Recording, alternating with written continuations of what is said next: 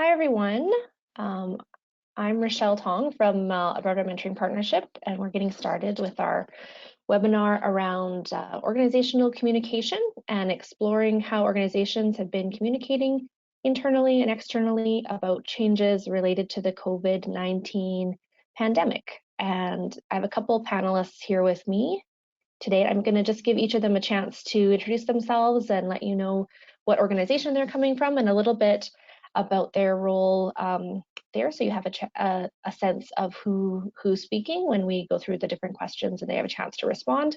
And then for any of you on the line as attendees, if you wouldn't mind just going to there's a chat box option. I think it'll say if you have a question to staff, but if you just would type in there where you're joining us from today, what organization or what part of the province, we'll be able to read those out and let people know a bit of who's on the call today. And if you do have any questions or things you're curious about, we'll have about half an hour towards the end to field those questions. So keep them coming in during the call, and then we'll have a chance to go through them closer to the end. So again, welcome, and I'll go over to Corey first for an introduction. Sure. Hello, thanks, Rochelle. I'm Corey Dodge. I'm with the Boys and Girls Clubs Big Brothers Big Sisters of Edmonton and area, and I'm a communications specialist, and I work under the marketing and communications department there. Thanks, Corey. And then we have Rocky. Hi there, thanks Rochelle. My name is Rocky Hines. I'm Manager of Communications and Marketing with Big Brothers Big Sisters of Calgary and area. So I'm excited to be part of the panel and to even hear from other people and what they're saying. I feel like everyone's kind of been rolling with the punches on some level, so I'm interested in hearing what other people have to say as well. For sure, this should give us a good chance to kind of get connected across a lot of different communities, right? Vanessa. Hi, I'm Vanessa Nevin. I'm the Executive Director with Big Brothers Big Sisters of Wood Buffalo. So that is your Northern Alberta region. We do not have a communications or marketing team at our small agency, so I'm hoping to learn from some of the bigger offices, but we do have some exciting things to share that our little office has been working on. Thanks so much, Vanessa. And Jen, over to you. Hi, my name is Jen Visser. I'm the Executive Director for Big Brothers Big Sisters in Lethbridge. So we kind of carry the whole south-ish region other than Medicine Hat area. I'm really excited to see what people are doing. I think things keep changing constantly and it's trying to keep up with all those changes. So I'm excited to see what everybody else is doing. For sure, definitely. There's, like you said, those constant changes, and so it's really a time when communications plans have to be very agile and shifting, and so that's actually what a lot of our questions this morning revolve around. Just the format of how it's going to work for those of you attending, I'm going to go through one question at a time, and then I'm going to scroll through the panelists and have each of them answer the question that's up, just so we get a sense of how different agencies are approaching things maybe a little bit differently and can kind of riff off each other's answers to that question. But I'm going to try and go in a different order each time, so not every one person isn't the first person to respond from every question. And then we'll go over to Q&A from whoever's on the phone that has questions as well or has entered anything in the chat box. So the first question up is, what has your messaging to the community been around being open or closed and able to support matches? So maybe I'll send that one over to Jen first. Sure. So right from the beginning, our messaging has always been, we're here for you. How can we help? How can we support children, volunteers, and families? Our office has been closed, but we are back in the office now working. And the reason our office was more closed is we've just done a significant expansion to our building, and we just had too many construction workers in here. So our staff worked from home for about 6 weeks, but we've been in the office now for 2. But really, to the community, it's, we're here and we want to provide as much support as we can. So some of that support may have changed a little bit, and it might not be, the quintessential, match support, but families reaching to us to say, hey, I'm struggling with this, and us finding other resources for them. Mm-hmm. Great, thanks. Vanessa. Yeah, so we're very similar to Jen. So our office in Northern Alberta is closed to the public, but had all of our staff working from home, and that was to respond to the public health measures. During our region has been through a lot of challenging times with the wildfire. So this isn't our first kind of disaster, and now we're in flooding. So Right. There's been a lot of changes within our community. So we are aware of the challenging times that our community has had, and we've been there to continue to support the mentoring relationships and serve the youth during the COVID pandemic was no exception. So we continue doing all of our services. We just let them know, much like Jen said, that we're here for them, reach out to them. So we just kind of connected with them as quickly as possible. All of our emails stay the same. Our phone number, I'm working in office, so I was able to communicate via phone and text messages through the work phone. So we just kind of let them know that we're here for them and that reach out to anything that they needed. Thanks. Over to Rocky. Thanks. So here in Calgary, we're a slightly larger organization. We have around 40 staff. So we made the decision right away to close our offices to the public, but we did feel we were in a good position to let staff work from home. So all staff stayed on, and we're all working from home right now. We immediately canceled all events and suspended in-person mentoring visits and activities, of course, just like everybody else. But we did think we could effectively work from home. We did think we could effectively continue supporting matches and even look at ways to make new matches. I think from a messaging perspective, we looked at it as an opportunity to highlight how we're in a unique position to respond to this crisis, because mentoring relationships can still thrive even without a physical space or in-person visits, we think. It certainly looks different. Mm-hmm. So our message has been that caring, supporting relationships have never been more important.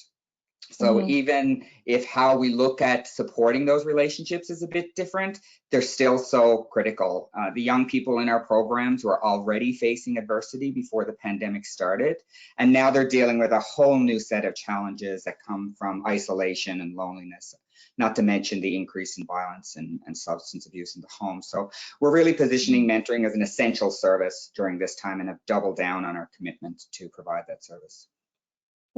That's great to hear how you kind of shifted the message, or I guess maintained the message, but being able to show that even if what people visualize as mentoring relationship of people being in the same physical space doesn't necessarily have to be the case.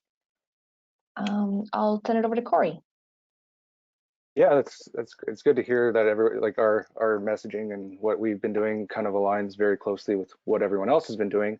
I know at the beginning we were really reactionary. So as I'm sure a lot of people were, schools were closing and all that sort of thing.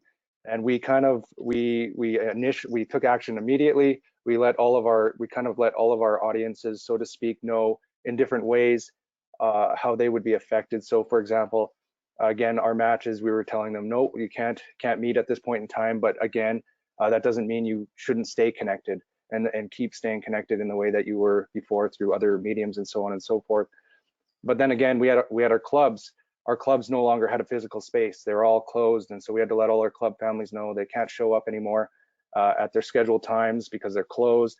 Which it can have it's a little bit different in the sense that they weren't connecting with volunteers in the same way that our bigs and littles were. So that was another obstacle.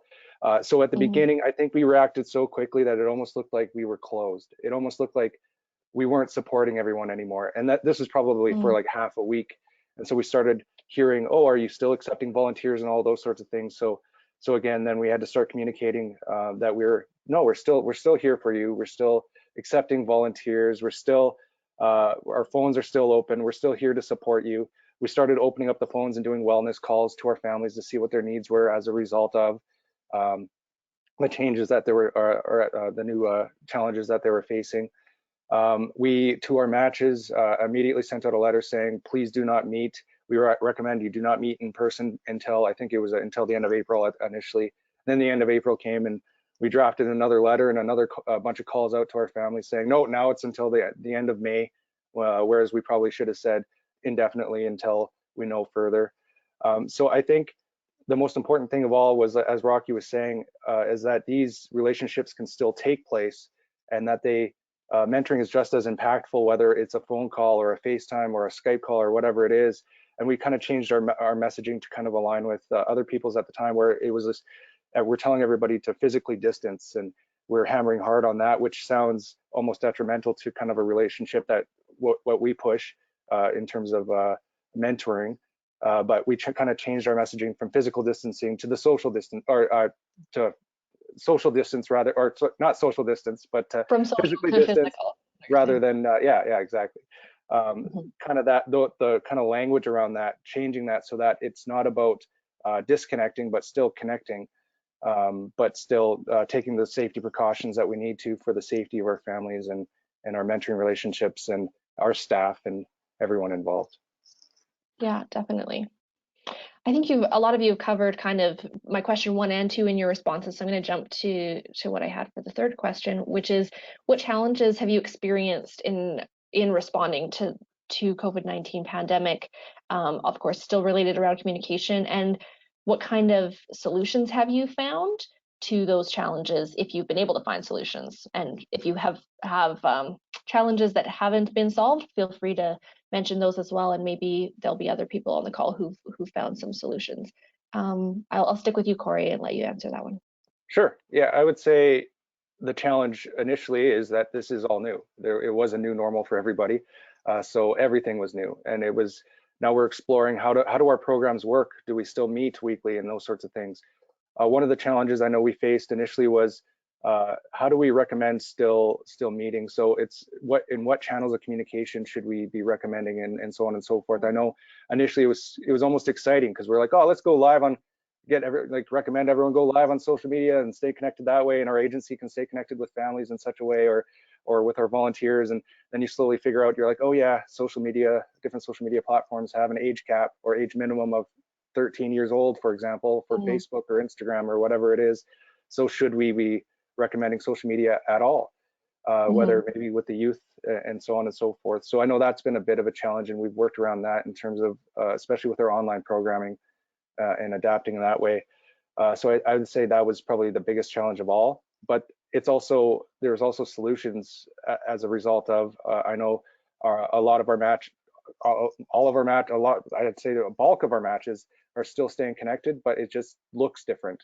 And so I would say what was a challenge is we're all kind of figuring it out together. We're all in this together, so to speak.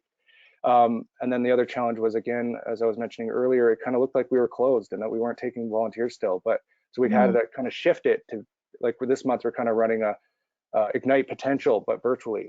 So you can still apply. But we've changed all our processes. So we had to communicate that we're changing the way that we intake volunteers. So the way that we screen and train and those sorts of things, we've changed to the Zoom calls and stuff like that. And it's been a little slower than it has been in the past, but we've changed our practices to still allow for our agency to continue running in the way it has. And then the other challenge I would say is it's that two-way communication thing. Like, whereas I was saying social media live before, it would have been great and this is talking from a club side of things, because you still want that two-way interaction with the kids. But if you can't do something that's live with live chat or a live video or something that's a little more interactive, it's a little harder. And I know at the beginning we started making videos and things like that, which were great. Our club staff are making really great videos and doing really great activities, but it was a lot of one-way communication. We're just pushing that activity one way, but we're not hearing back from the kids because at the beginning we didn't really have a platform to do so effectively or safely. So those have kind of been our challenges and how we've tried to adapt. Thanks. Vanessa, over to you. Yeah, so we've had a few different challenges. So we did a lot like the other Big Brothers Big Sisters. We've moved most of our programming by mid-April. A lot of our one-to-one matches were already meeting virtually. We launched 5 group mentoring programs, and some were brand new with enrollments filling within 48 hours. So we had great success with that.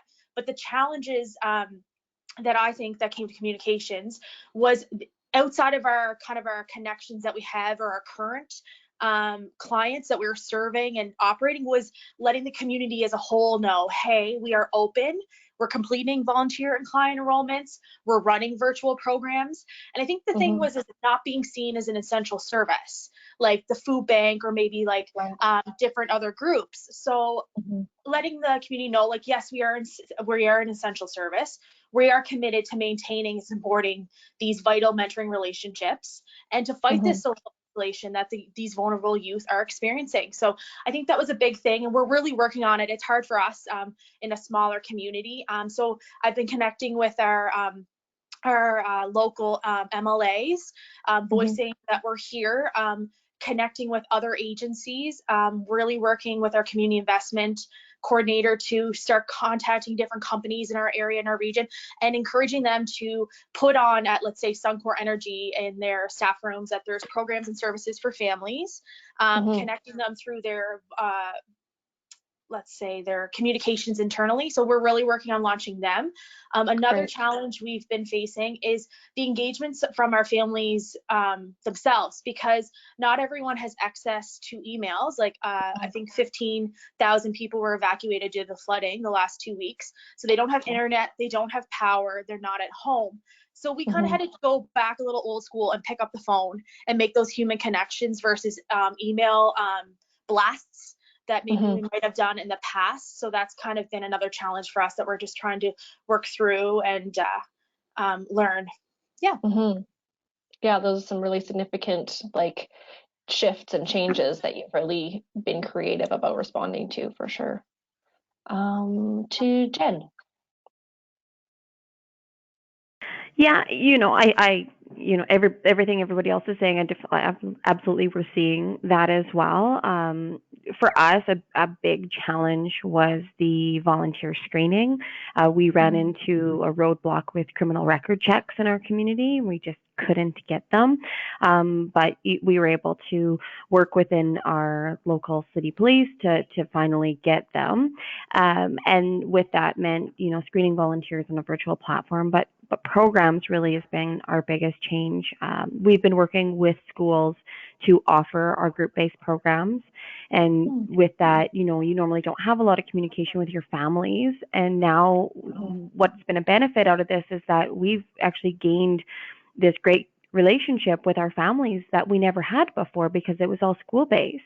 So lots of phone calls to parents. And, when we first phone parents to say, hey, your daughter was in our Go Girls group and it ended early, but guess what? We're going to open it on a virtual platform. What do you think? And parents were in tears because their children just need something, particularly kids that are in that adolescent age, that they're not teenagers, so they don't have more independence, and they're not little kids, so they're right in that middle where they're maybe they don't have a smartphone and have access to their friends. So to bring back a platform that they were in before has been really beneficial. And also for my staff who have been doing all this work, but they've completely lost that connection that they were having with their kids, to be able to participate back again in those programs, to be with the kids, has been so beneficial.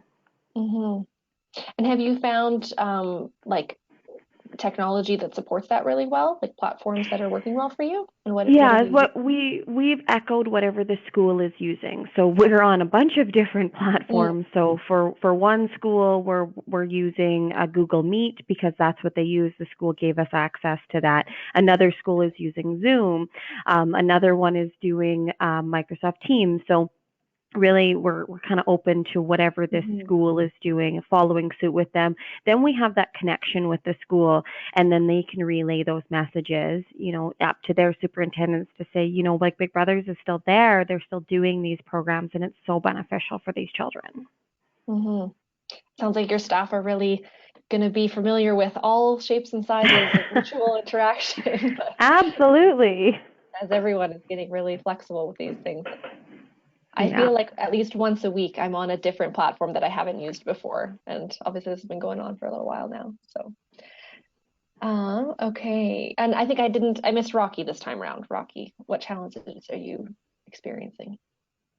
Yeah, I think it sounds like everybody's experiencing pretty similar challenges, and certainly that's been the case for us as well. It's so new, everything was changing so rapidly. There was so much information and misinformation, and which information do you pay attention to, and where do you go to get your information, that sort of thing. So sorting through all of that was a challenge for sure, along with the things that the other panelists have mentioned around how do we support mentoring relationships in this environment. And around that, it was just about listening to the families and volunteers as to what they need or can manage. So we were finding that parents were saying, it is so hard to get my kid to get on a call and stay on a call to do an activity with a mentor. But sometimes a 10-minute, 15-minute just chat check-in is enough.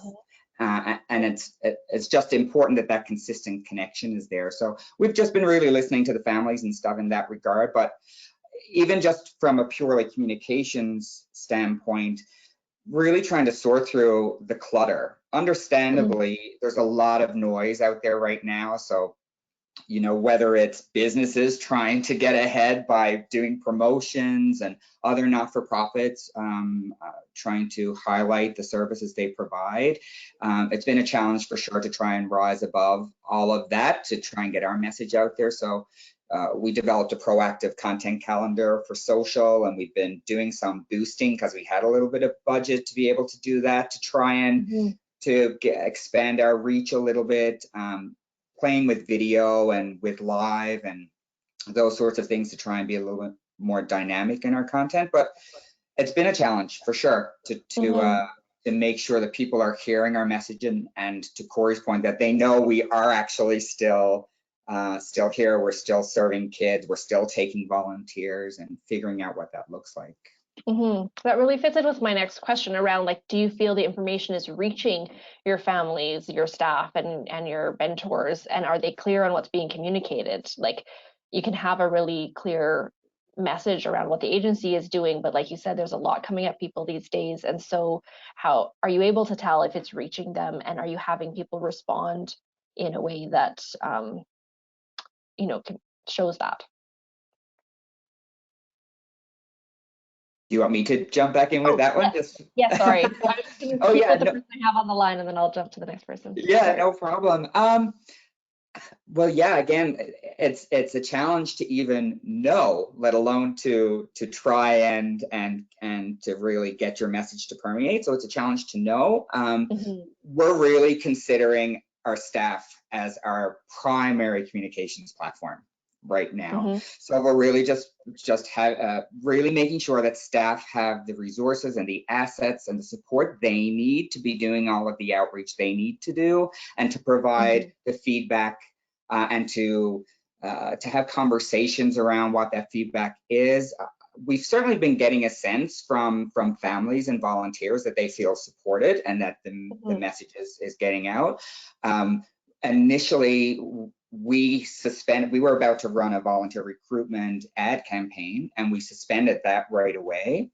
But then volunteers were not coming in at all. So we said, you know what, let's give it a try. Pattison reached out and offered us some free advertising. So we said, let's give it a try and let's do some advertising on social media. And we immediately started to see an uptick in volunteers again. You know, not in the same way it probably would have before. So I think in that sense, we're seeing that yeah, I think there's an opportunity, and if you're using the right message, that perhaps you can get it to permeate. And then, like I said, just trying all those other things like boosting and paying attention to the engagements on social and making sure we're engaging in the same way as well. Those are the best resources we have to tell whether or not it's really, if the message is getting out there, but it's a challenge for sure. Yeah. Over to you, Corey. Yeah, I would say that aligns really closely to what we've been doing. I mean, our staff are the best advocates that we have right now. And I mean, with each of our teams, so our community-based team is working really closely with our community-based families, same with our clubs and our school-based team. They're probably on the phone daily with families all day, just figuring out what they need and whether they're, you know, they have what they need. And I know we were doing we're helping with food hampers for a bit and doing stuff like that, and getting families what they need, and just asking questions like even down to the point of, do you have internet to do online schooling? Are you doing online schooling and things like that? So yeah, I think it really starts with the families. And it kind of makes me chuckle there, Rocky, because I know we were doing the same thing. We're like, we're going to go all out and do this big campaign right now and say, we're still here for you. We're still taking volunteers. It just looks differently. And then we like scaled back and we went, no, let's do a little bit of social boosting and things like that. And we had some people reach out as well to do some free advertising. So that's kind of where we landed as well, which is good to hear. And we still have volunteers coming in, because I know there's still a lot of people out there that are wanting to help. And I know we've had people reach out and being like, how can I be of help in any way? And so we've had some people that just deliver food hampers or whatever it is. And I know we've been exploring different models of mentoring, even haven't implemented them yet, but we're kind of thinking of different ways of how we do our programming. And does the traditional model work quite as well as it used to, based on our new circumstances? But I would say, in terms of communications, we've really upped our communications in terms of frequency. I know internally we do an internal, we're a fairly large staff as well, and so we always did a weekly internal communications. We call our tidings. We have a 3 times per week tidings now, so every Monday, Wednesday, Friday, and we might be scaling that back a bit as everyone's kind of settled into the new normal. But in that, we're really trying to educate our staff on as to what's going on and what they need to know with regards to COVID and what regards to the changes we've had to our programming and things like that, as well as resources to kind of get them attuned to working at home or attuned to other things. And then we always tried to include a silver lining, which would be kind of a feel-good story in the community, or a feel-good story of someone that's doing good work internally and things like that, because there's a lot of almost good things that are coming of this because of change and because of forced change. And then the other is just that phone call with the families, the family wellness surveys that we're doing is just that's, I would say, the number one most important thing that we can be doing communications wise right now. Otherwise, it's through our social and through things like that, it's telling those feel good stories. It's telling the work that we're doing and the work as a result, what's happening as a result of. So I think there was a new normal. We're in the new normal. And I think because of that, we've increased the frequency, and we've been able to decrease the frequency now because everyone's kind of in the day-to-day, and we've kind of figured it out a little more. So we don't need to, even with regards to newsletters out to our families, we started doing them weekly instead of monthly. And it was just to keep everyone informed and to make sure they know what's going on. Great. Thanks so much. Over to Vanessa. Yeah, very similar things, but on a smaller scale for Wood Buffalo. Like our staff, like we're small, but we've been really working together really closely. Like we check in weekly staff meetings and then daily. And it almost became not so much each person within their role, but us really working together, whether it's community investment, working with the mentoring coordinators to make sure that there's like the messaging is getting from, like the feel good stories are being shared so that we can share those with our donors, our community members. I think another thing for us is like we're really in the early stages of newer volunteer recruitment because we were really focusing on our current clients that we had, because we shifted some of our in-school programs that had 180 kids participating in school virtually in the last month. So now we're looking at, okay, we've done that. We've had some success. Now what are we moving our stages into? Like what's next for communications in regards to like the community and what's out there? So we're leaning now more towards like boosting our posts, getting newer enrollments in. That's kind of been our focus now that our programs are running and are strong, and we were 6 weeks into that.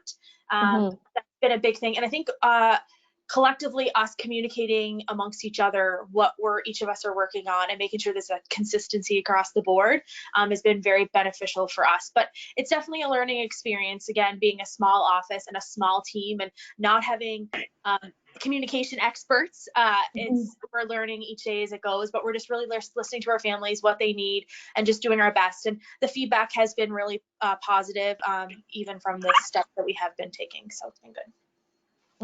Yeah, that sounds great. Sounds like everyone's really saying there's needs to be a lot of consistency in the message that every staff person in the organization is communicating out, right? In their awareness and in their not just their stance, but their wording and the key messages, that kind of thing.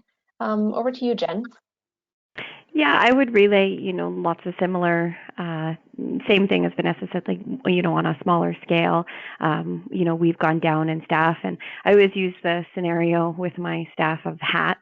that we all wear different hats at different times. And we're in a state right now that we're wearing lots of different hats to get the work done. And, our messaging too is that we're a very tight-knit team, and working with staff to make sure that, well, this is the route we're going, and that we all have input collectively to say, okay, let's, work on this, and we'll recruit mentors, and we'll look at this, and what do you think about developing these things? And, for us too, at the beginning, I think everybody was like, okay, shut it down, we're done. And then it was just like initial shock. And then, as things get packed up, and now it's almost like this is a new normal. Okay, so I think that virtual-based mentoring is going to be a new normal. It's going to be something that organizations are going to continue to be doing, even when things do get back to that normal, where, we're going to be able to reach more rural kids. We're going to be able to provide so much more than what we could before. So it's just, it's a different way of thinking and working together that I think will benefit so many more.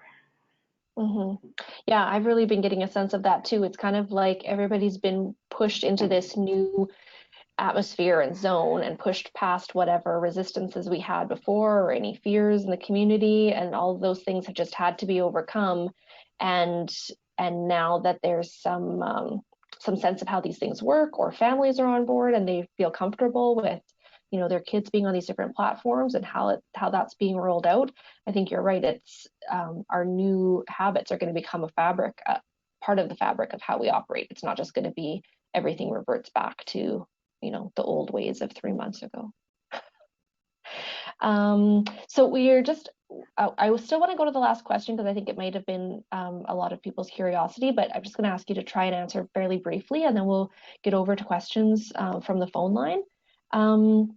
So just talking about the relaunch strategy that's been communicated for Alberta overall, what plans does your agency have around reopening, and how much of that have you communicated so far beyond your staff to mentors or families? So I'll keep with you, Jen, for now to answer that one. Oh, sure. So right now for us, I think because things change so fast, I don't want to jump in to say, okay, we're going to move into this and we're going to, matches can see each other. Yeah. Our stance is to go, okay, let some things open up. Let's see how things go, and then make that decision.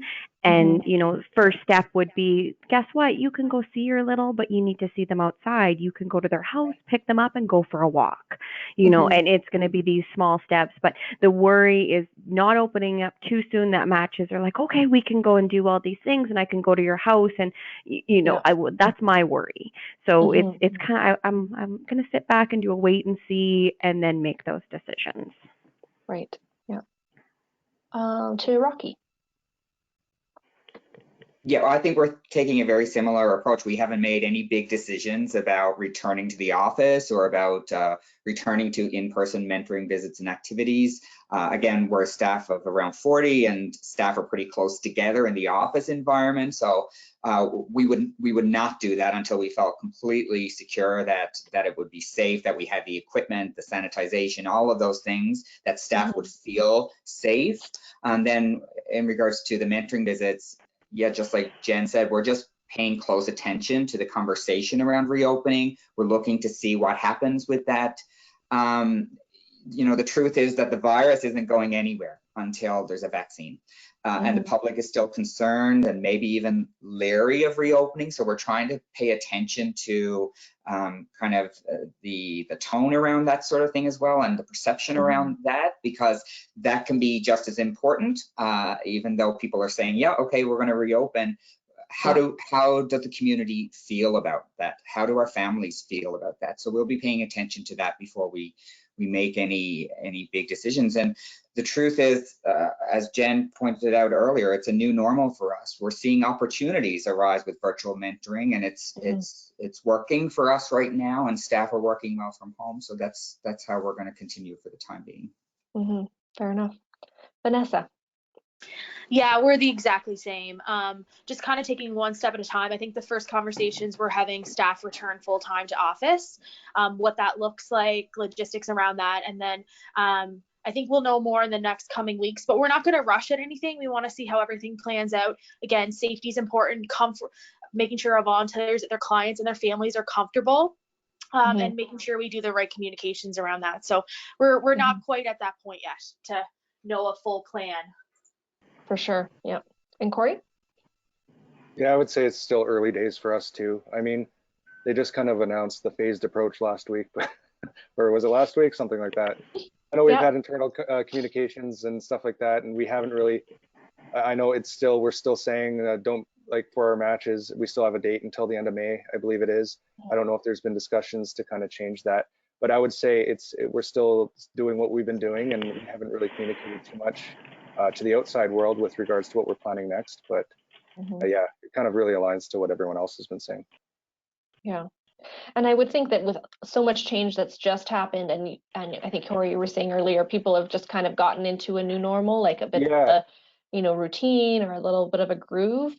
Probably people aren't, like, in terms of in the organization, too eager to turn it all on its head again this week, right? Like, and if what's happening is working, if people are feeling supported, right, and there's a lot of value being contributed through the I would, current yeah, I would plans. say for sure. And even with regards to, we've had a bit of a little reorg internally, just because certain staff roles have had to shift to adapt to different programming and things like that. So I think it'll be, how it looks in a month or so, it'll be a little bit of an unshift or something like that. But yeah, we've just gotten into the new normal, so I think gradual steps for sure. Totally. All right, I think we're good to transition over to our kind of Q&A open line. I think we haven't had anyone enter something into the chat box unless Andrew's seeing that and I'm not. So Andrew, go ahead and jump in if anybody is submitting questions there. Otherwise, on the audio, you should all be, like, we muted at the beginning, but you can unmute yourself if you want to respond or ask a question, or even just share something that your agency is doing, anything that you've found helpful, or if you have any questions for any of the panelists, curious about anything that they've shared, please jump in now. While people are formulating any questions that they have, I'm just going to point out some resources that people can turn to if they haven't already come across them. Mentor in the States has a web page where they've compiled some resources, and Andy's going to leave the web address to that in the comments, but it's mentoring.org, and they have a coronavirus page, and it has a listing of like tips for mentors shifting to text-based communication, mentoring resources and tips for the COVID-19 pandemic, e-mentoring guide, e-mentoring checklist, fundraising resources for programs during COVID-19. So I think those are some resources that developed in the States for a US audience, but always things we can learn from and adapt to use here. And then there was another key resource I wanted to mention from the National Mentoring Resource Center, and they also have a little short infographic of, like, highlights of things to be aware of, but then also quite a comprehensive list of any COVID-19 resources from a lot of different organizations, Boys and Girls Clubs of America, Girl Scouts, various different organizations, whatever they're releasing around their kind of keys to keeping kids healthy and active at home, soccer for success at home, and different things like that. So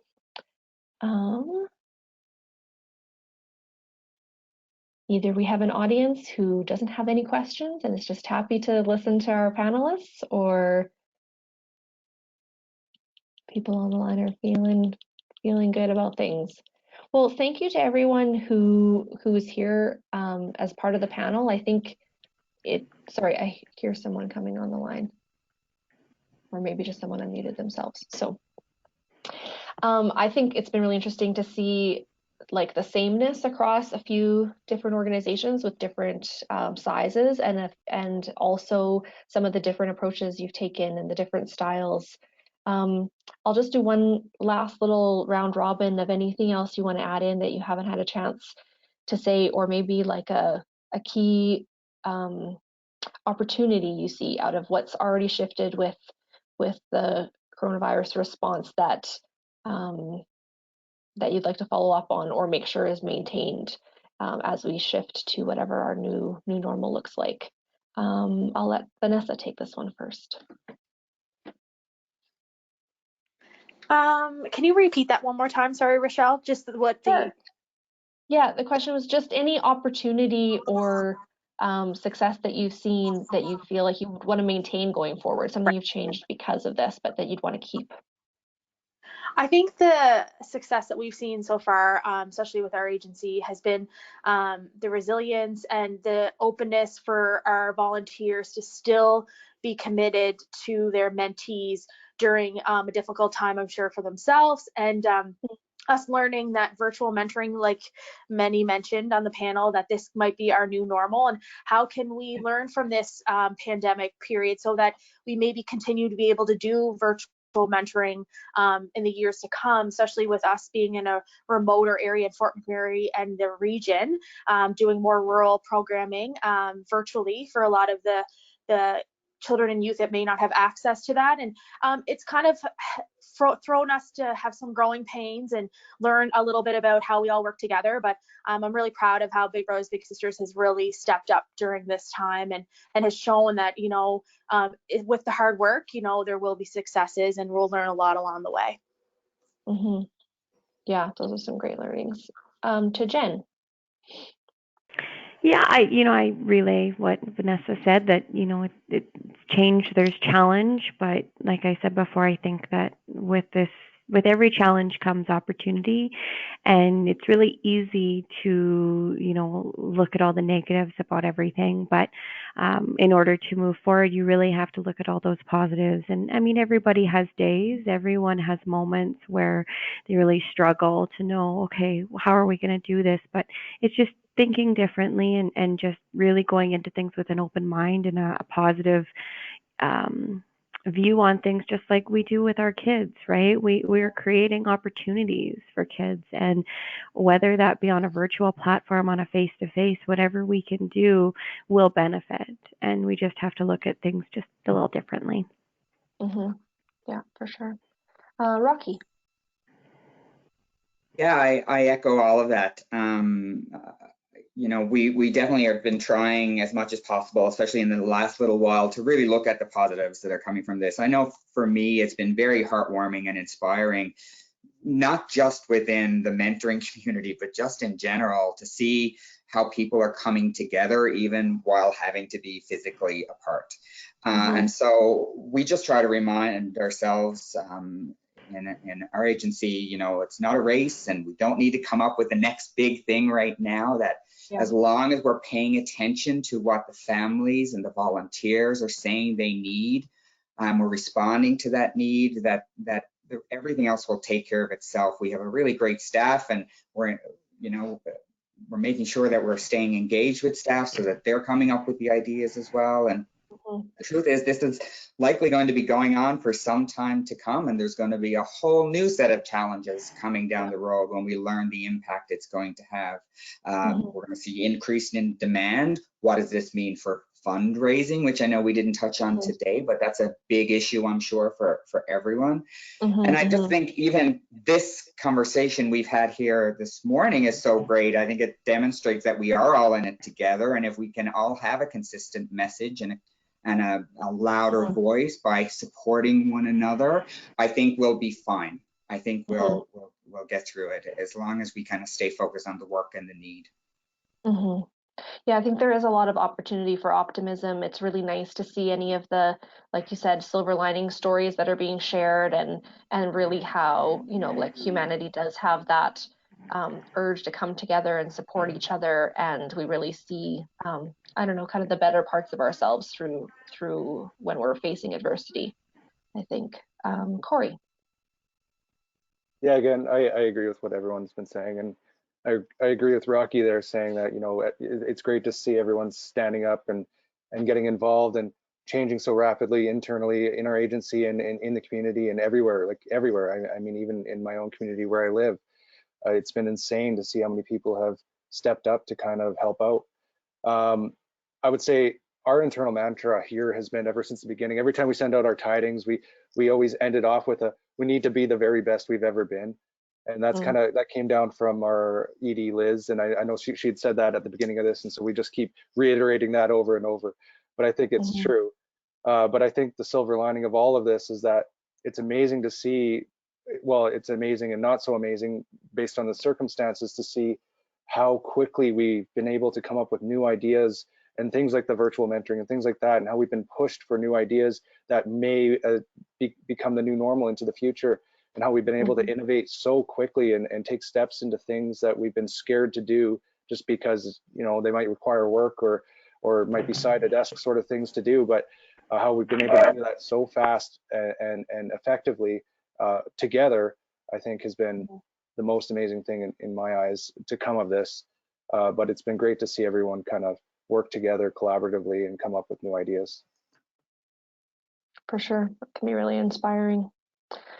All right, well, I just want to pass things over to Andy, who's our organizer here this morning, also from AMP, and just let him mention the dates and times of the follow-up town halls for you, so that everyone who's on the line knows what those are, can communicate that out to their staff.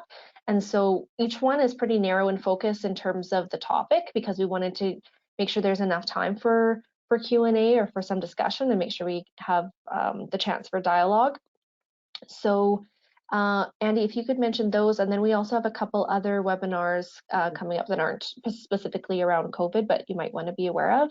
And then these are being recorded and will all be posted to the AMP website as COVID-19 resources. So anyone who wasn't able to join this call but is curious about the same information would be able to go back and take a look at the recorded webinars. Over to you, Andy. Yeah, so next week on Tuesday, May 19th, we have a supporting existing programs webinar, same time, 11 to 12. And that's exploring how organizations are maintaining support for existing children and youth currently involved in programs. And following that, on June 1st, recruiting, screening, and training. And on June 15th, initiating matching and our group mentoring virtually. Great, thanks so much, Andy. And then the other two, there's webinars coming up for youth in care. One of them is scheduled for May 20th, I believe, 1 o'clock till 2:30, and there's another one that's yet to be scheduled. So watch for the time on that. I had a thought and it just left my brain. I hate it when that happens. I think I was just wanting to say thanks again to everyone who was here to share today. We really appreciate it. Oh, and just that I think some of the things in the upcoming webinar topics have been touched on here from a couple people, but I think we'll be able to get into more detail around, like, I know some of you mentioned doing virtual, like, recruiting and screening and matching, and I think different organizations are curious about, like, well, how do you actually, you know, make that work, like overcoming those obstacles of getting the RCMP screenings or different things like that, and just talk about the dynamics of, like, what is it that families are asking for, and are there things that it's extra challenging to provide them with without being able to show up in person. So yeah, that's where we're going to go for those ones. But I think we're good to sign off a little bit early here. So thank you, everyone. Hope you have a great lunch, and appreciate your time today. Thank you, Rochelle. Take Thanks care. so much, everyone. Thank you. Bye all. Thank Bye. you. Bye.